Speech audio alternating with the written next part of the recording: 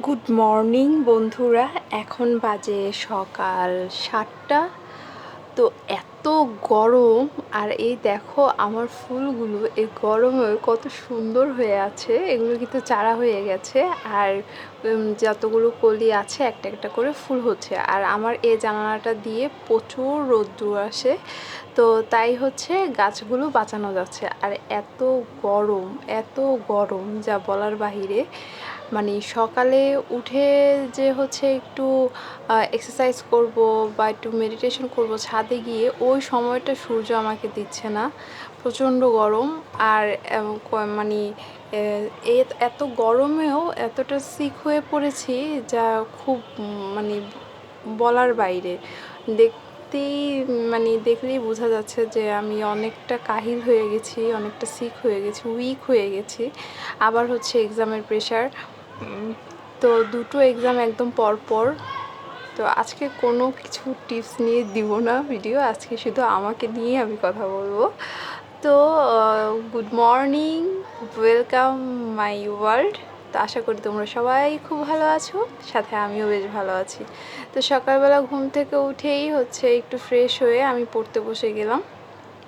আজকে কোনো এক্সারসাইজ করব না, আজকে অনেকটাই উইক লাগছে, কোনো এক্সারসাইজ বা কোনো কিছুই আজকে করব না। কিন্তু দেখো এত গরমে মানুষ ঠান্ডা খেয়ে বেঁচে থাকতে পারতেছে না, কিন্তু আমার কফি আমি ছাড়তে পারতেছি না। কি করব বলো, কফি অন্তপ্রাণ।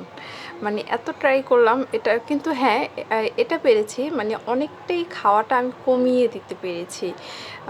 আগে যে অতিরিক্ত খেতাম, না খেলে বাঁচবো না, কিন্তু এখন এমনও দিন আছে যে আমি কফিটা না খেয়েও থাকছি, মানে কফি ছাড়া আমি থাকতে পারতেছি। এটা আমি যখন নিজেকে নিজে বলি বা দেখি নিজেকে নিজে, তখন খুব না অবাক হয়ে যাই।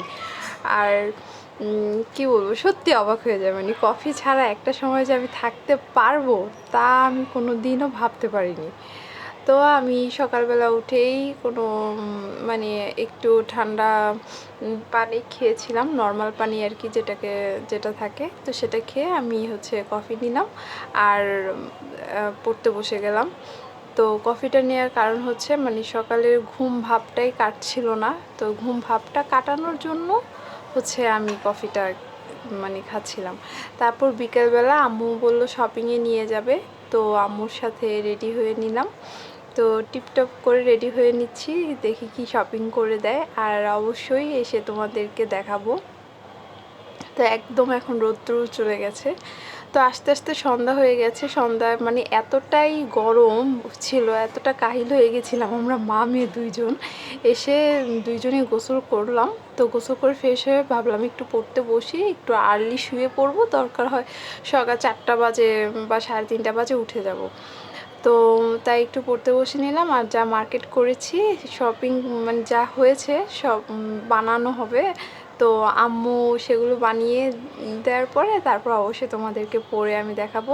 তো আজকের ব্লগটি এই পর্যন্তই, আজকে শুধুই আমার বকবক করলাম। তো যদি ভালো লেগে থাকে অবশ্যই লাইক, কমেন্ট, শেয়ার, সাবস্ক্রাইব করে দিতে ভুলে যেও না কিন্তু।